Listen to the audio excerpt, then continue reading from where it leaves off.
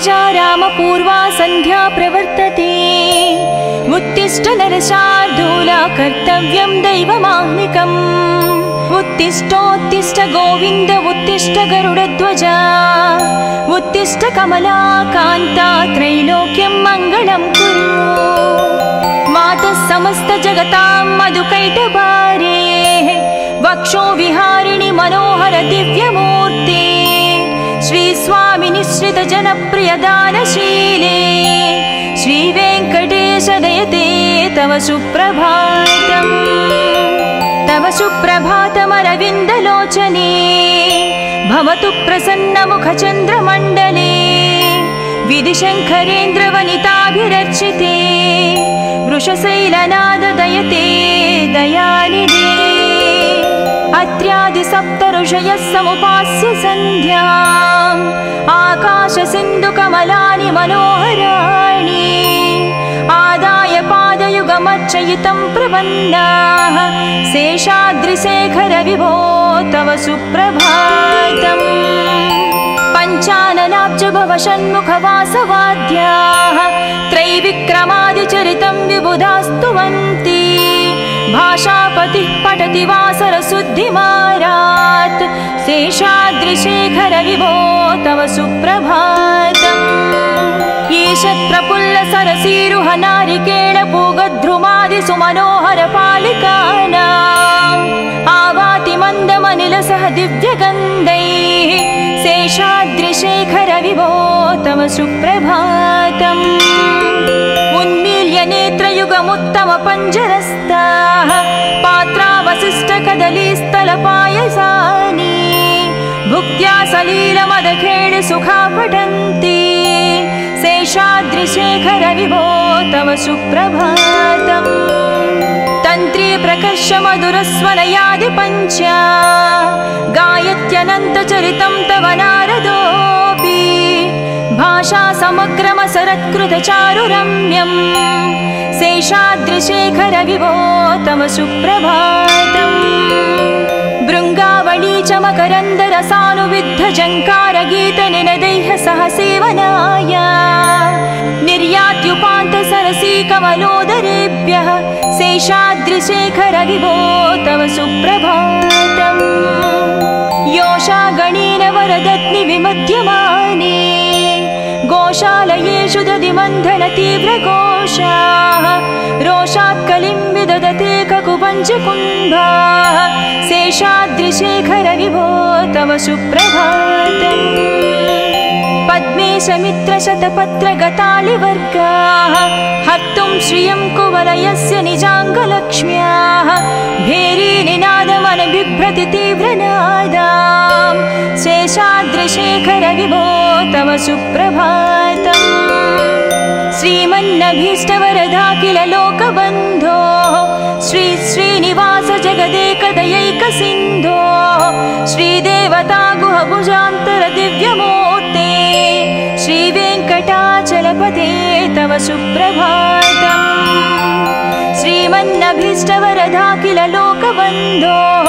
श्री श्रीनिवास जगदेश दयैकसिन्धो श्रीदेवता गृहभुजान्तर दिव्यमूर्ते श्रीवेङ्कटाचलपते तव सुप्रभातम् श्री स्वामी पुष्करिणिकाप्लव निर्मलाङ्गाः श्रेयाधिनो हर विरिञ्चि सनन्दनाद्याः द्वारे वसन्ति वरनेत्र हतोत्तमाङ्गाः श्रीवेङ्कटाचलपते तव सुप्रभातम्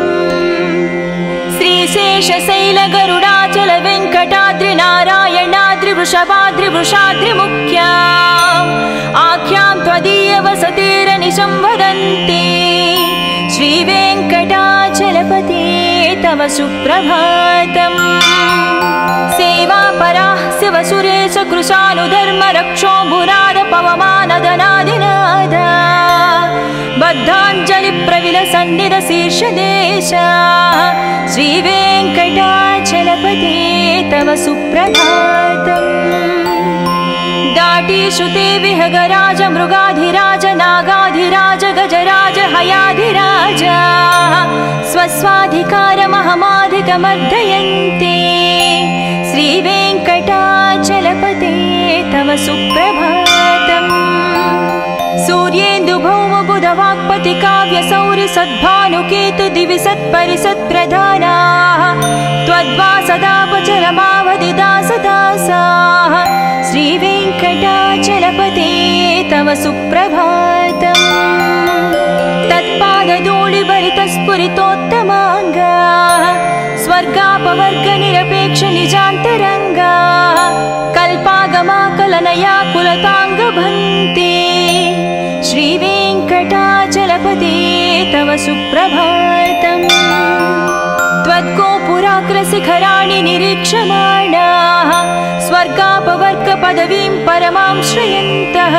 मर्त्या मनुष्यभुवने मतिमाश्रयन्ते श्रीवेङ्कटाचलपते तव सुप्रभातम्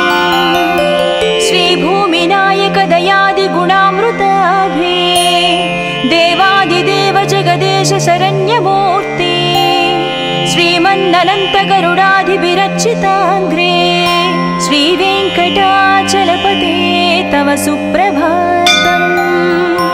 श्रीपद्मनाभ पुरुषोत्तम वासुदेव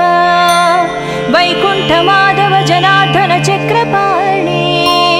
श्रीवत्स चिह्न शरणागत पारिजात श्रीवेङ्कटाचलपते तव सुप्रभातम् कन्दर्पदर्पहर सुन्दर दिव्यमूर्ते कान्ताकुचाम्बुरुह कुट्मललोल दृष्टे कल्याण निर्मल गुणाकर दिव्यकीर्ते श्रीवेङ्कटाचलपते तव सुप्रभातम् मीनाकृते कमठकोल नृसिंहवर्णिन् स्वामिन् परस्वर तपोधन रामचन्द्र शेषांस राम यदुनन्दन कल्किरूप श्रीवेङ्कटाचलपते तव सुप्रभातम् येलालवङ्घगनसार सुगन्धितीर्थम् दिव्यं वियत्सरितु हेमघटेषु पूर्णम् धृत्वाद्धवैदिकशिखामणयः प्रहृष्टाः तिष्ठन्ति वेङ्कटपते तव सुप्रभातम् भास्वानुदीति विकचावि सरोरुहाणि सम्पूरयन्ति निनदैककुबो विहङ्गा श्रीवैष्णवाः सतमर्धितमङ्गलास्ते धामाश्रयन्ति तव वेङ्कट सुप्रभातम् ब्रह्मादयास्सुरवरास्सु महर्षयस्ते सन्तः सनन्दनमुखास्त्वदयोगिवर्याः धामान्तिके तव हि मङ्गलवस्तु हस्ताः श्रीवेङ्कटाचलपते तव सुप्रभातम् लक्ष्मीनिवास निरवद्य गुणैकसिन्धो संसारसागर समुत्तरणैकसेतो वेदान्तवेद्य निज वैभव भक्तभोग्या श्रीवेङ्कटाचलपते तव सुप्रभातम् लक्ष्मीनिवास निरवद्य गुणैकसिन्धो संसारसागर समुत्तरणैकसेतो वेदान्तवेद्य निज वैभव भक्तभोग्या श्रीवेङ्कटाचलपते तव सुप्रभातम् इत्थं वृषाचलपतेरिह सुप्रभातम् ये मानवः प्रतिदिनं पठितुं प्रवृत्ताः तेषां प्रभातसमये स्मृतिरङ्गभाजां प्रज्ञां परार्धसुलभां परमां प्रसूते इत्थं वृषाचलपतेरिह सुप्रभातम् ये मानवः प्रतिदिनं पठितुं प्रवृत्ताः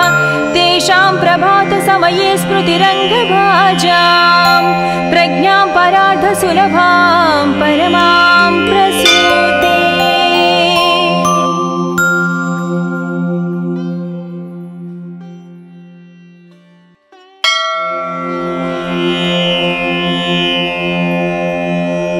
कौसल्या सुप्रजा रामपूर्वा सन्ध्या प्रवर्तते उत्तिष्ठ नरशार्दूला कर्तव्यं दैवमाह्निकम् उत्तिष्ठोत्तिष्ठ गोविन्द उत्तिष्ठ गरुडध्वजा उत्तिष्ठ कमला कान्ता त्रैलोक्यं मङ्गलं कुरु मातः समस्त जगतां मधुकैटभारेः वक्षो विहारिणि मनोहर दिव्यमूर्ते श्री स्वामी निश्रित जनप्रिय दानशीले श्री वेंकटेश दयते तव सुप्रभातम् तव सुप्रभातमरविन्दलोचने भवतु प्रसन्नमुखचन्द्रमण्डले विधिशङ्करेन्द्रवनिताभिरर्चिते वृषशैलनाददयते दयानिधे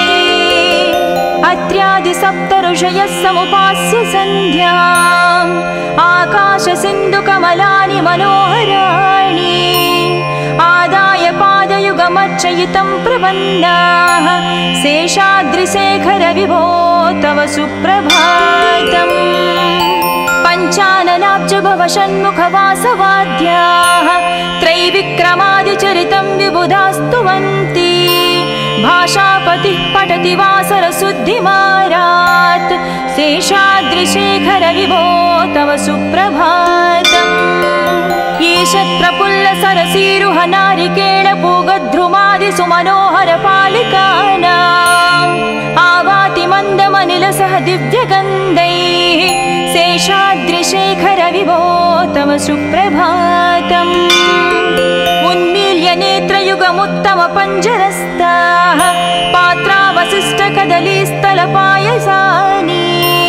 भुक्त्या सलीलमदखेळ सुखा पठन्ति शेषाद्रिशेखर विभो तव सुप्रभातम् तन्त्री प्रकर्ष मधुरस्वनयादि पञ्चा गायत्यनन्तचरितं तव नारदोऽपि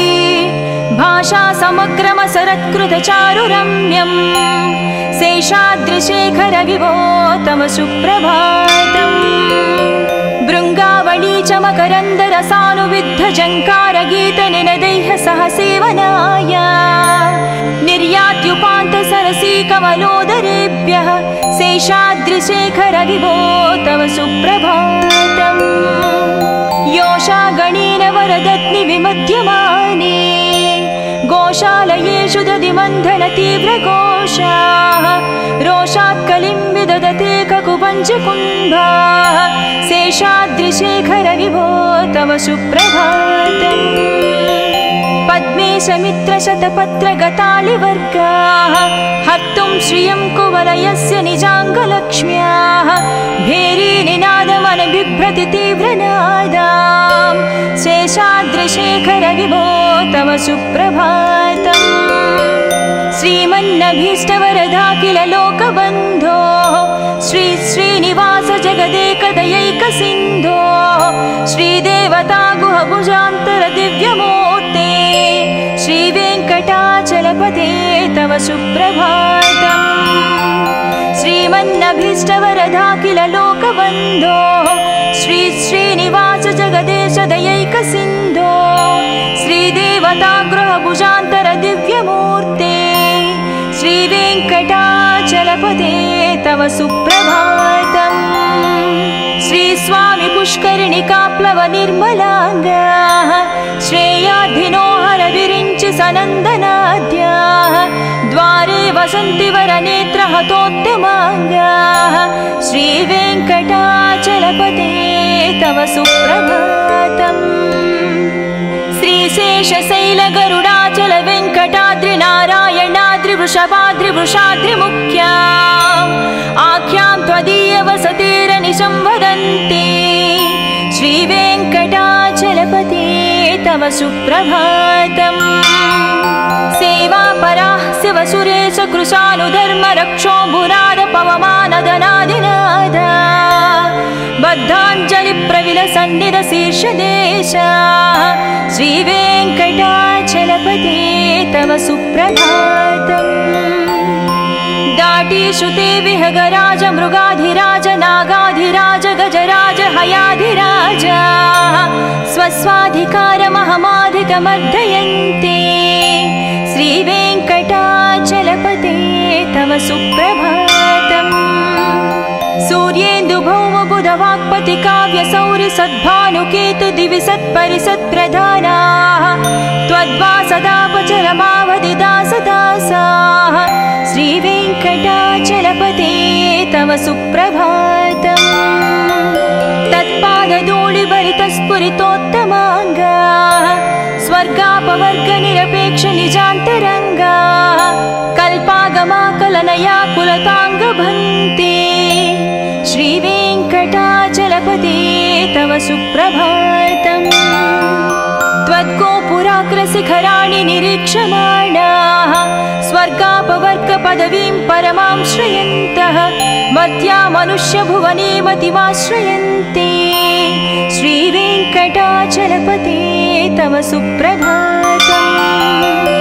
श्रीभूमिनायक दयादिगुणामृताभे देवादिदेव जगदेश शरण्यमूर्ते श्रीमन्ननन्तगरुडाधिभिरर्चिताङ्घ्रे श्रीवेङ्कटाचलपते तव सुप्रभातम् श्रीपद्मनाभपुरुषोत्तम वासुदेव वैकुण्ठमाधव जनार्दन चक्रपाणे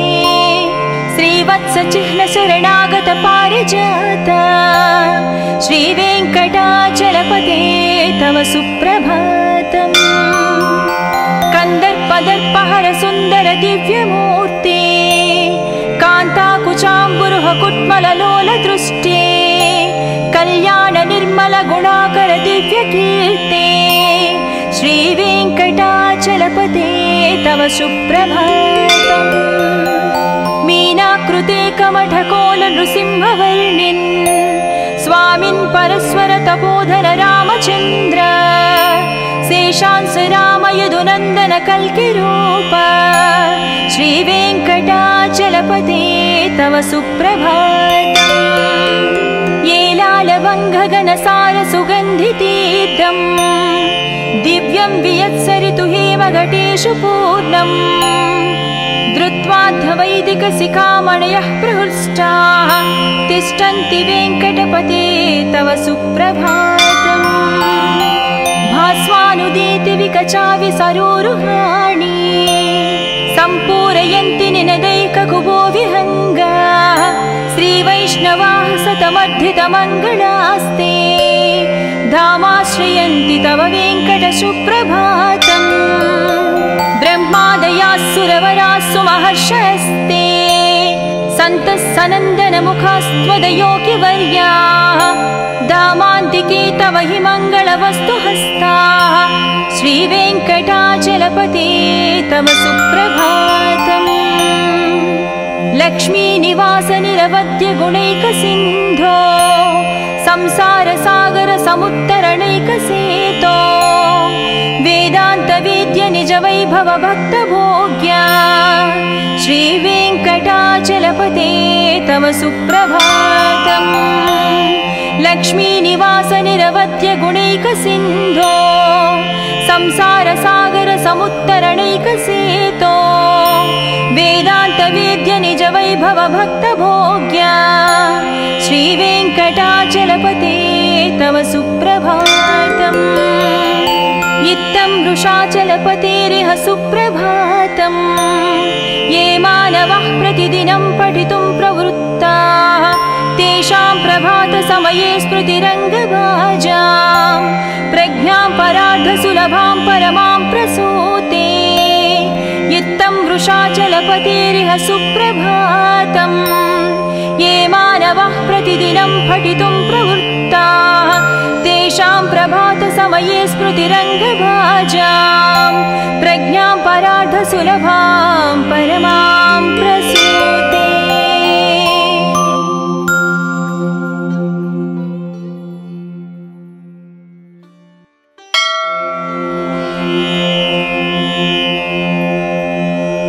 कौसल्या सुप्रजा रामपूर्वा सन्ध्या प्रवर्तते उत्तिष्ठ नरशार्दूला कर्तव्यं दैवमाह्निकम् उत्तिष्ठोत्तिष्ठ गोविन्द उत्तिष्ठ गरुडध्वजा उत्तिष्ठ कमलाकान्ता त्रैलोक्यं मङ्गलं कुरु मातः समस्त जगतां मधुकैटभारे वक्षो विहारिणि मनोहर दिव्यमूर्ते श्री स्वामी निश्रित जनप्रिय दानशीले श्रीवेङ्कटेश दयते तव सुप्रभातम् तव सुप्रभातमरविन्दलोचने भवतु प्रसन्नमुखचन्द्रमण्डले विधिशङ्करेन्द्रवनिताभिरर्चिते वृषशैलनाददयते दयानिधे अत्र्यादिसप्तऋषयः समुपास्य सन्ध्याम् आकाशसिन्धुकमलानि मनोहराणि आदाय पादयुगमर्चयितं प्रपन्नाः शेषाद्रिशेखरविभो तव सुप्रभातम् पञ्चाननाब्जभवषण्मुखवासवाद्याः त्रैविक्रमादिचरितं विबुधास्तुवन्ति भाषापतिः पठति वासरशुद्धिमारात् शेषाद्रिशेखरविभो तव सुप्रभातम्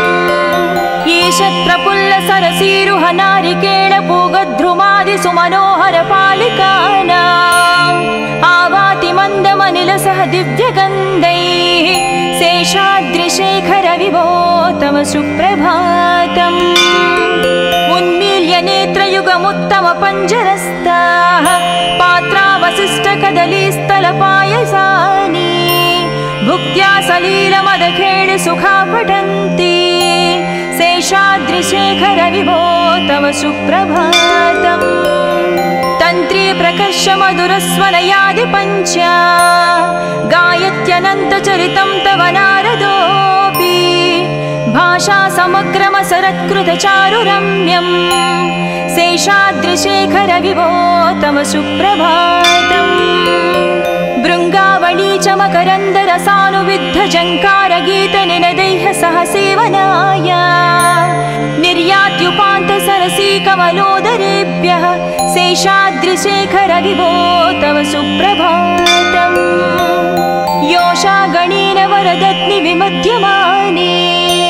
गोशालयेषु दधिमन्थनतीव्रघोषाः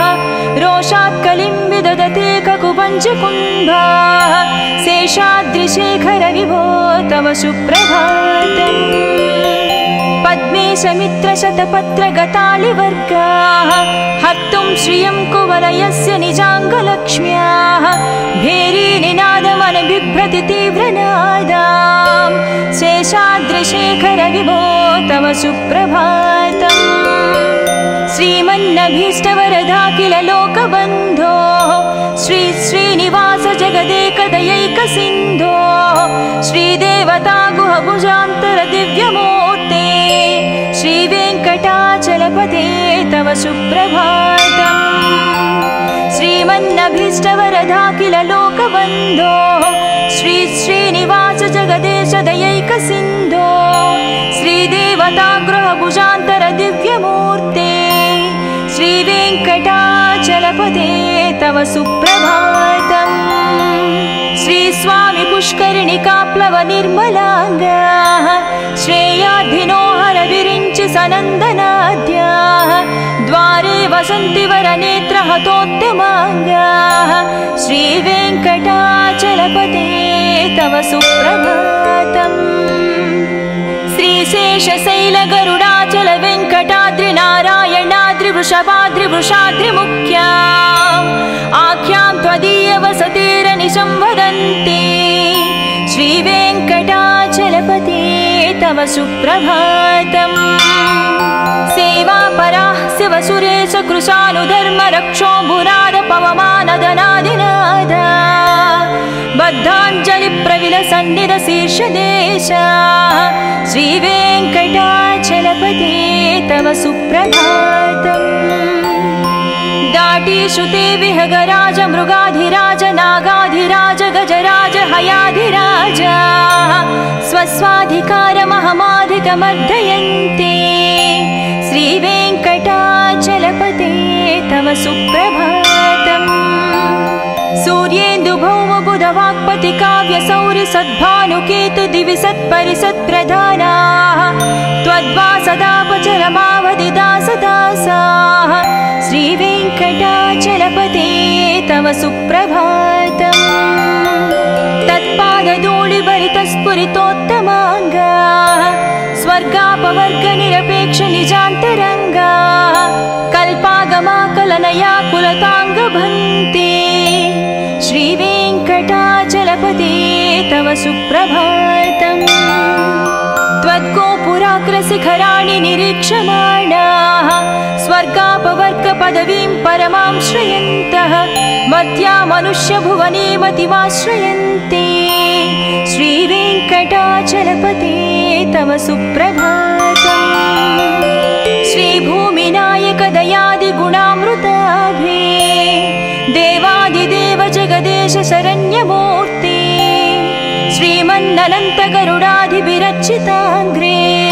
श्रीवेङ्कटाचलपते तव सुप्रभातम् श्रीपद्मनाभ पुरुषोत्तम वासुदेव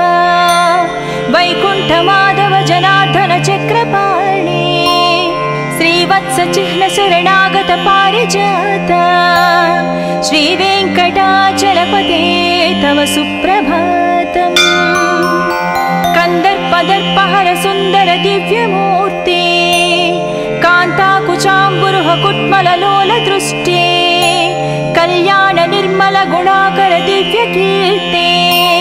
श्रीवेङ्कटाचलपते तव सुप्रभातम्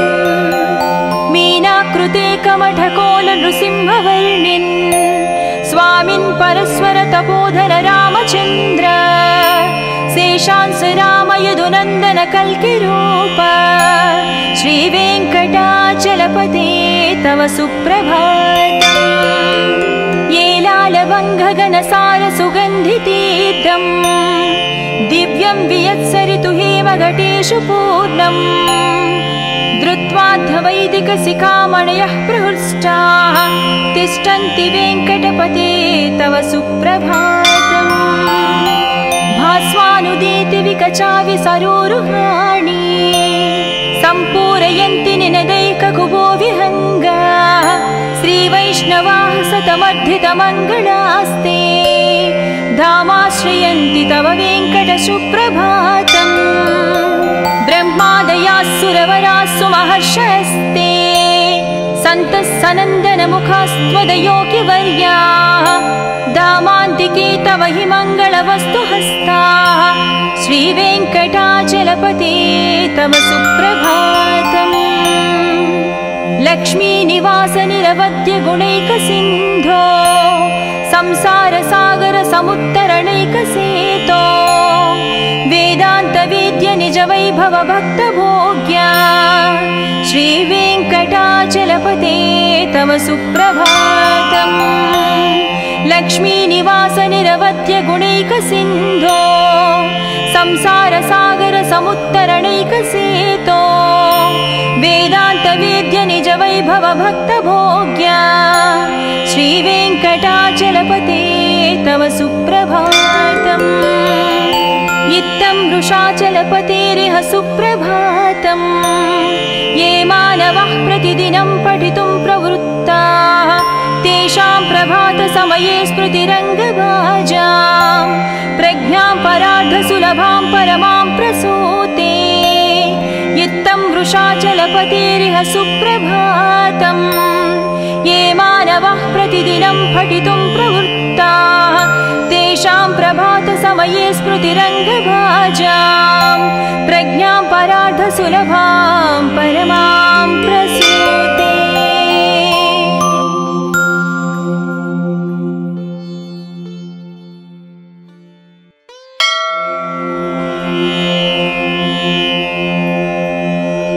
कौसल्या सुप्रजा रामपूर्वा सन्ध्या प्रवर्तते उत्तिष्ठ नरशार्दूला कर्तव्यं दैवमाह्निकम् उत्तिष्ठोत्तिष्ठ गोविन्द उत्तिष्ठ गरुडध्वजा उत्तिष्ठ कमलाकान्ता त्रैलोक्यं मङ्गलं कुरु मातः समस्त जगतां मधुकैटभारे वक्षो विहारिणि मनोहर दिव्यमूर्ते श्री स्वामी निश्रित जनप्रिय दानशीले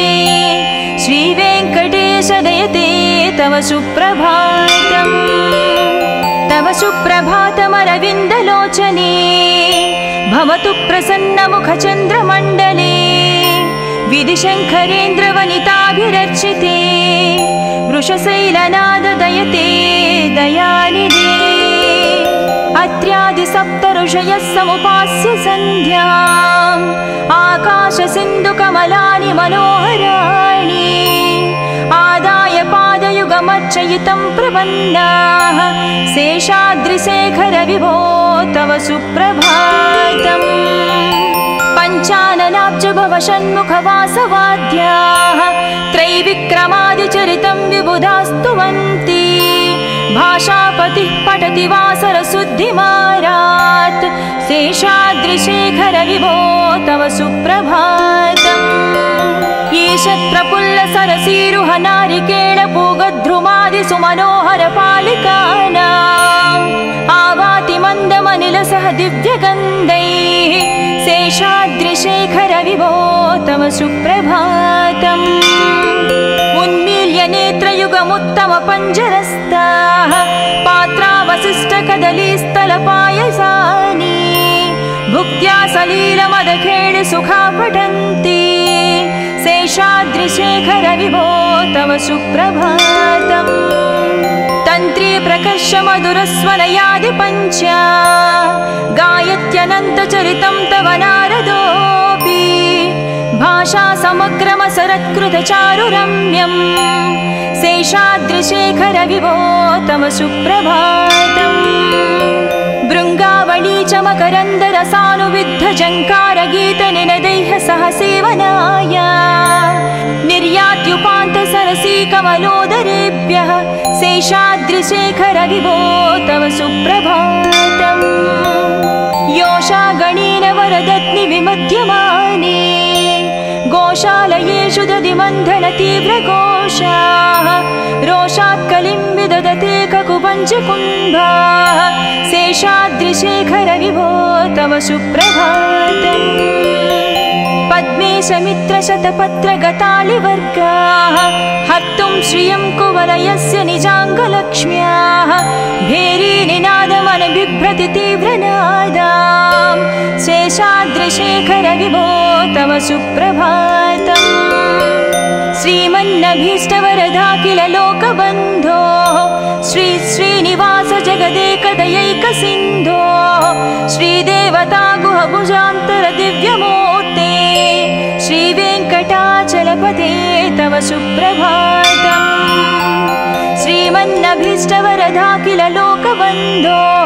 श्री श्रीनिवास जगदेश दयैकसिन्धो श्रीदेवता गृहभुजान्तर दिव्यमूर्ते श्रीवेङ्कटाचलपते तव सुप्रभातम् श्रीस्वामि पुष्करिणिकाप्लव निर्मलाङ्गाः श्रेयाधिनोहर विरिञ्चि सनन्दनाद्याः द्वारे वसन्ति वरनेत्रहतोत्तमाङ्गाः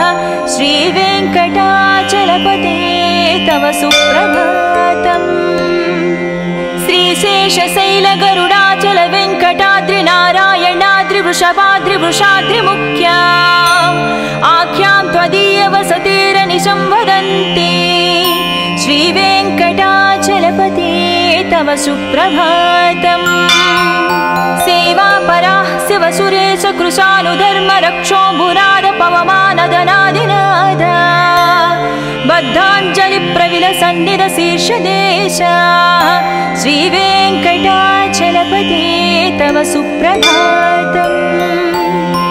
दाटीशुते विहगराज मृगाधिराज नागाधिराज गजराज हयाधिराज स्वस्वाधिकारमहमाधिकमर्दयन्ते श्रीवेङ्कटाचलपते तव सुप्रभातम् सूर्येन्दुभौमबुधवाक्पति काव्यसौरि सद्भानुकेतु दिवि सत्परिसत्प्रधानाः त्वद्वासदापचरमावधिदासदासाः श्रीवेङ्कटाचलपते तव सुप्रभातम् तत्पादधूलिभरितस्फुरितोत्तमाङ्गाः स्वर्गापवर्गनिरपेक्ष निजान्तरङ्गाः कल्पागमाकलनया कुलताङ्गभन्ते श्रीवेङ्कटाचलपते तव सुप्रभातम् त्वद्गोपुराग्रशिखराणि निरीक्षमाणाः स्वर्गापवर्गपदवीं परमां श्रयन्तः मर्त्या मनुष्यभुवने मतिमाश्रयन्ते श्री सुप्रभातम् श्रीभूमिनायक दयादिगुणामृताभे देवादिदेव जगदेश शरण्यमूर्ते श्रीमन्ननन्त गरुडाधिविरचिताङ्ग्रे श्रीवेङ्कटाचलपते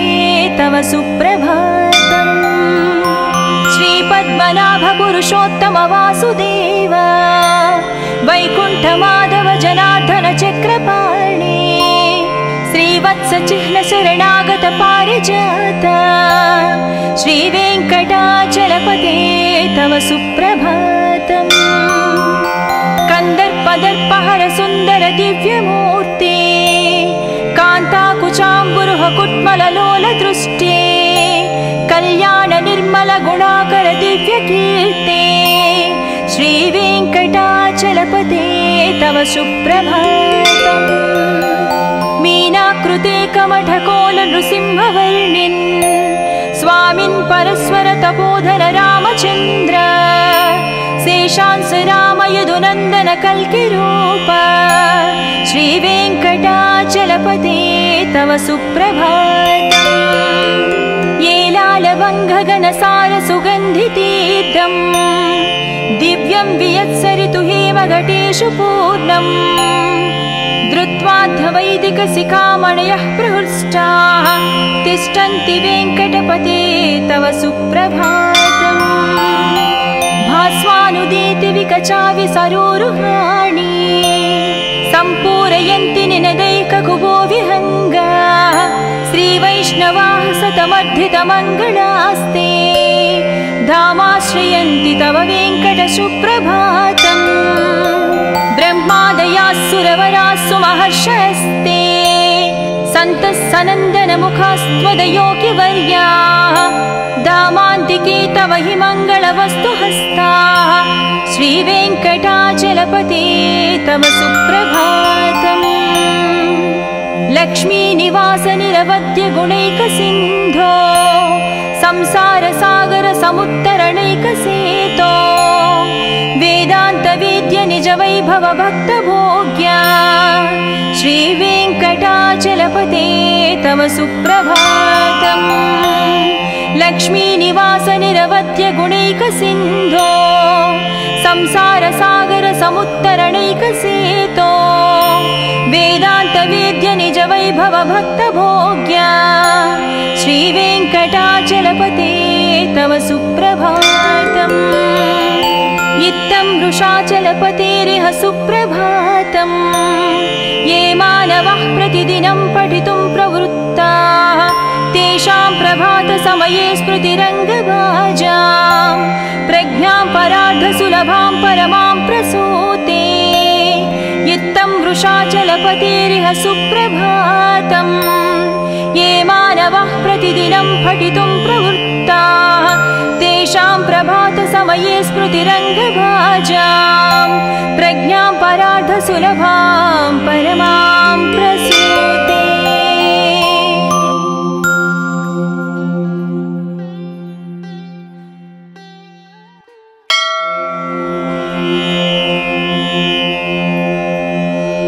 कौसल्या सुप्रजा रामपूर्वा सन्ध्या प्रवर्तते उत्तिष्ठ नरशार्दूला कर्तव्यं दैवमाह्निकम् उत्तिष्ठोत्तिष्ठ गोविन्द उत्तिष्ठ गरुडध्वजा उत्तिष्ठ कमला कान्ता त्रैलोक्यं मङ्गलं कुरु मातः समस्त जगतां मधुकैटभारे वक्षो विहारिणि मनोहर दिव्यमूर्ते श्री स्वामी निश्रित जनप्रिय दानशीले श्री वेङ्कटेश दयते तव सुप्रभातम्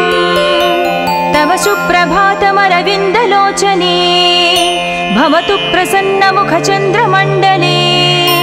विधिशङ्करेन्द्रवनिताभिरर्चिते वृषशैलनाद दयते दयानिधे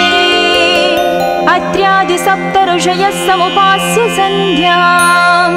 आकाशसिन्धुकमलानि मनोहराणि आदाय पादयुगमर्चयितं प्रपन्नाः शेषाद्रिशेखर विभो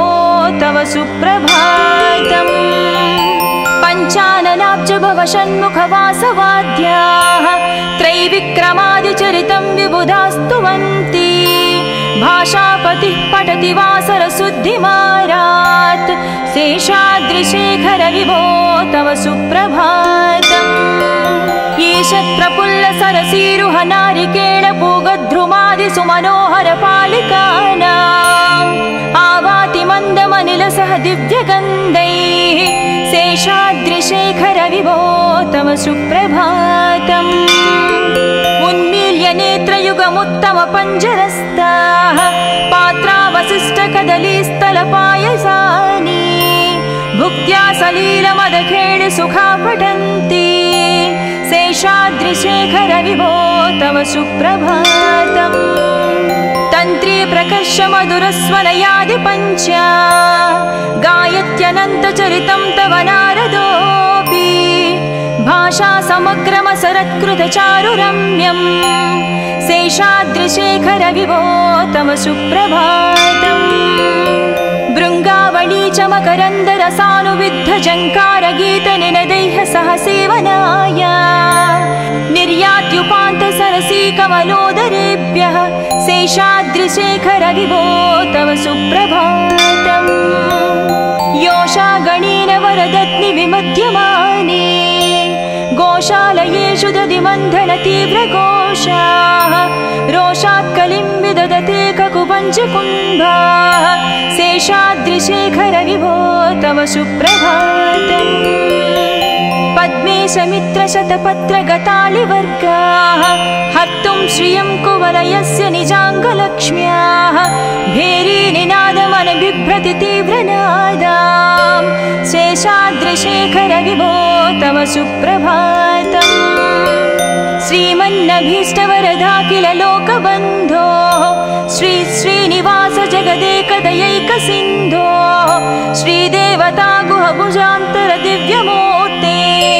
श्रीवेङ्कटाचलपते तव सुप्रभातम् श्रीमन्नभीष्टवरदाखिल लोकबन्धो श्री श्रीनिवास जगदेश दयैकसिन्धो श्रीदेवता गृहभुजान्तर दिव्यमूर्ते श्रीवेङ्कटाचलपते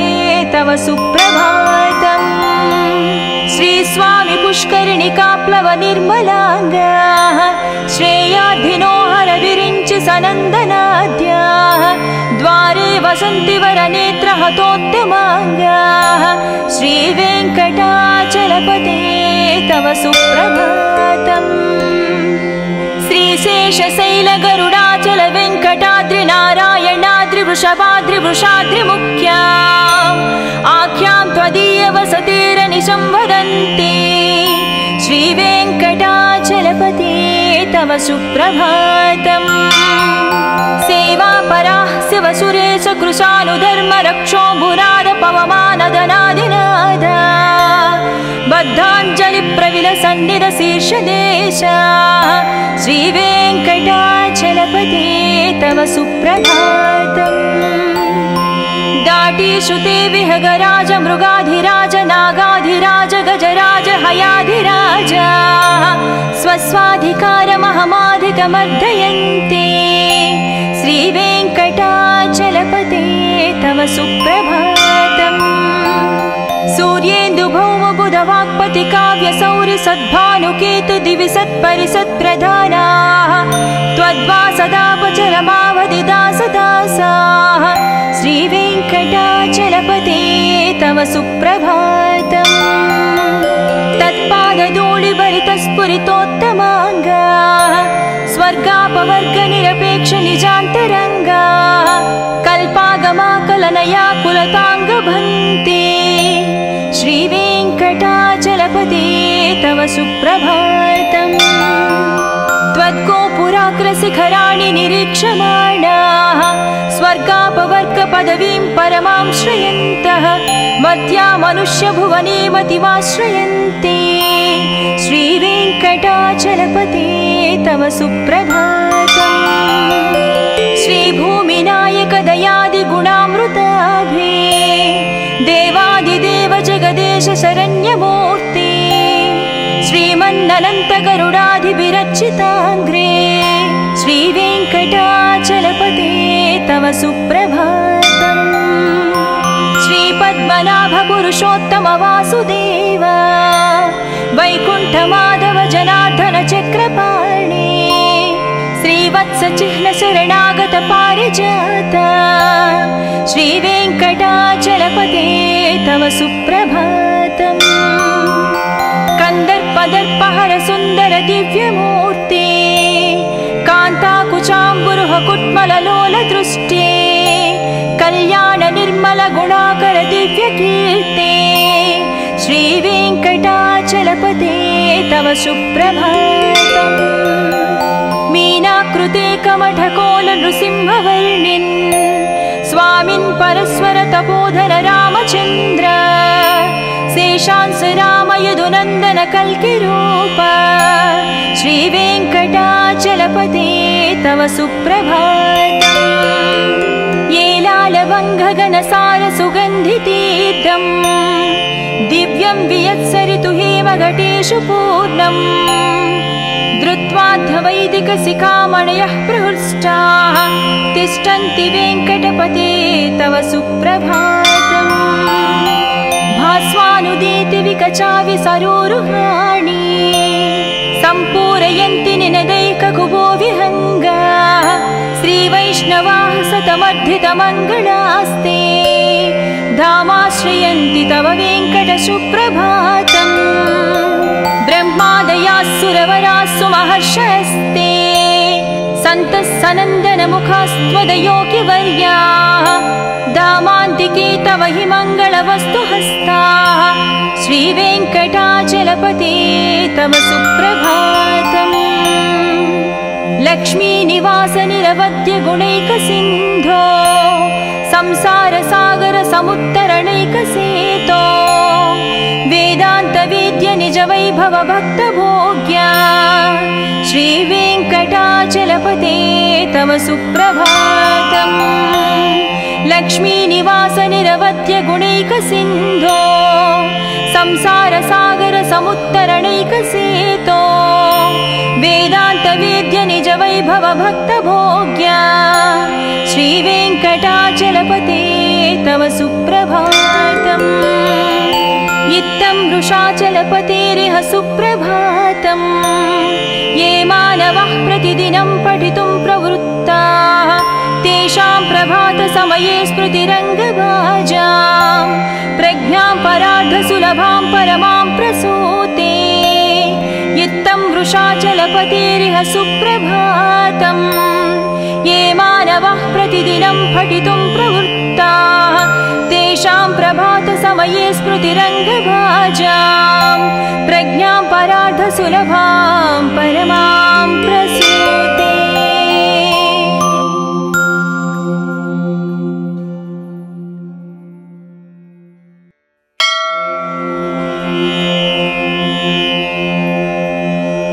कौसल्या सुप्रजा रामपूर्वा सन्ध्या प्रवर्तते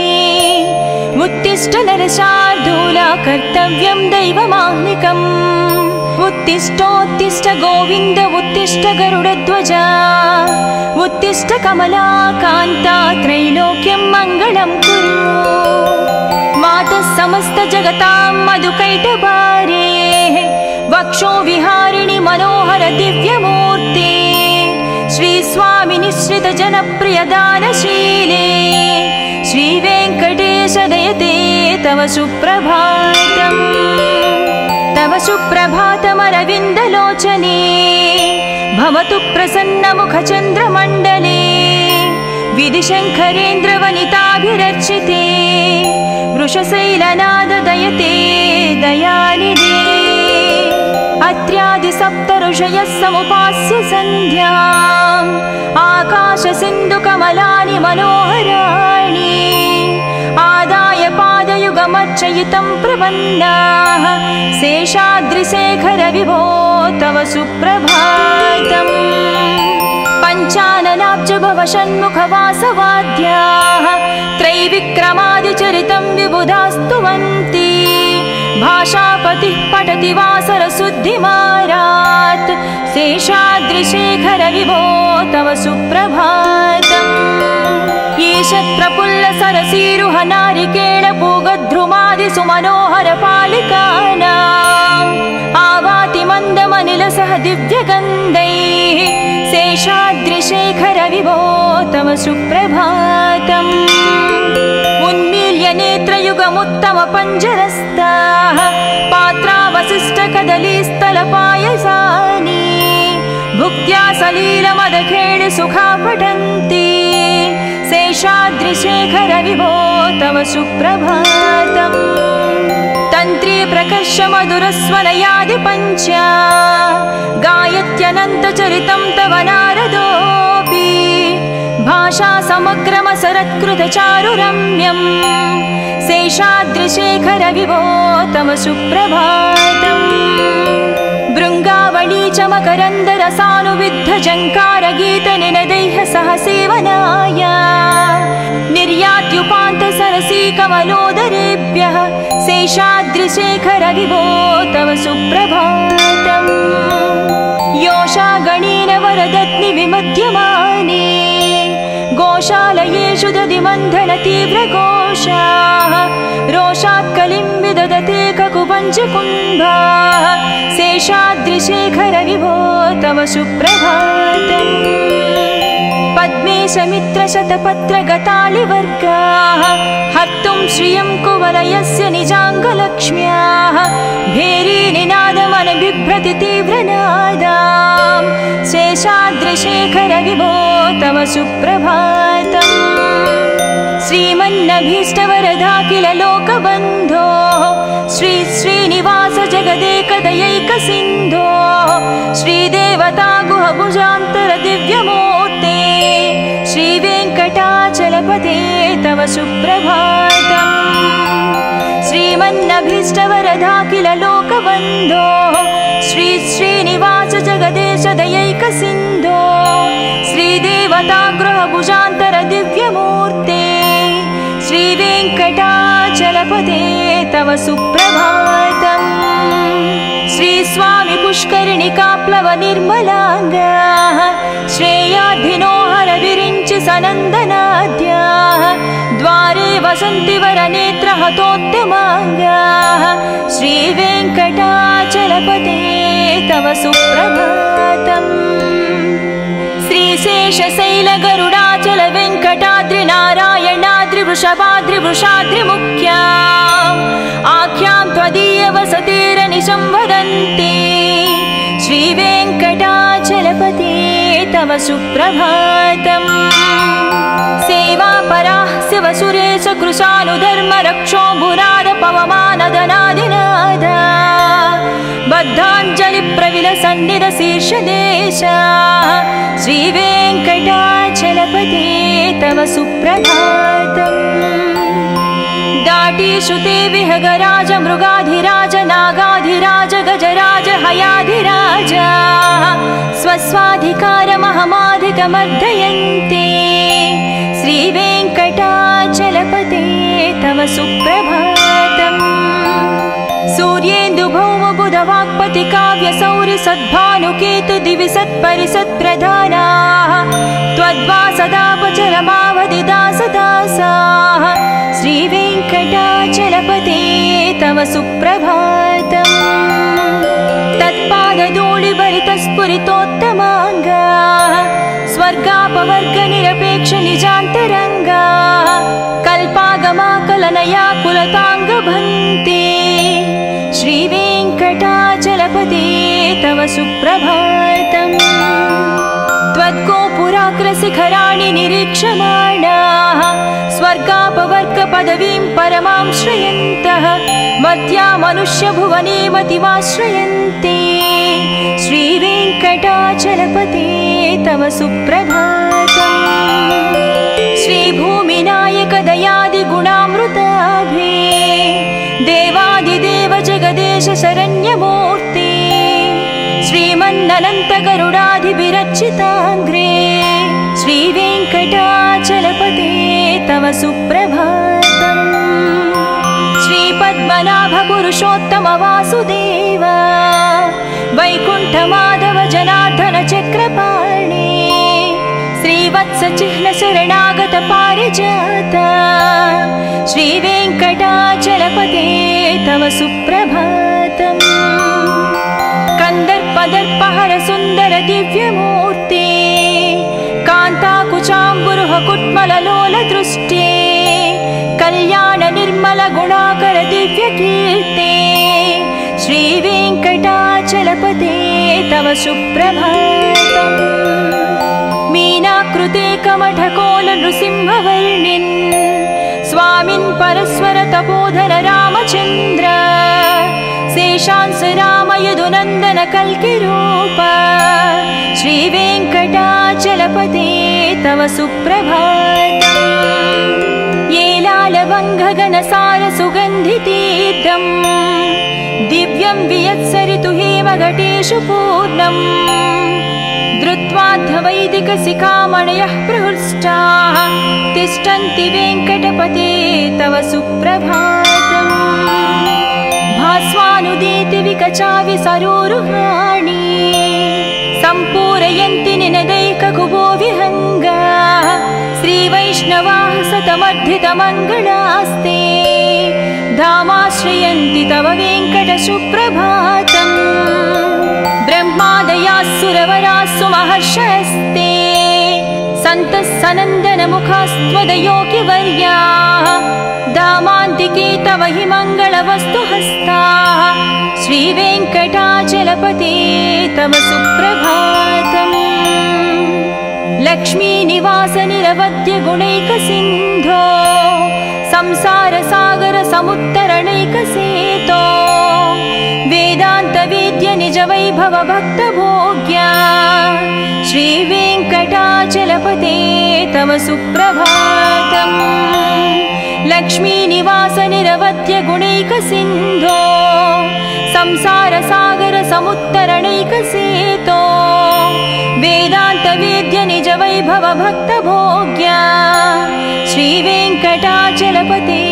तव सुप्रभातम् इत्थं वृषाचलपतेरिह सुप्रभातम् ये मानवः प्रतिदिनं पठितुं प्रवृत्ताः तेषां प्रभातसमये स्मृतिरङ्गभाजां प्रज्ञां परार्धसुलभां परमां प्रसूते इत्थं वृषाचलपतेरिह सुप्रभातम् ये मानवः प्रतिदिनं पठितुं प्रवृत्ताः तेषां प्रभातसमये स्मृतिरङ्गभाजां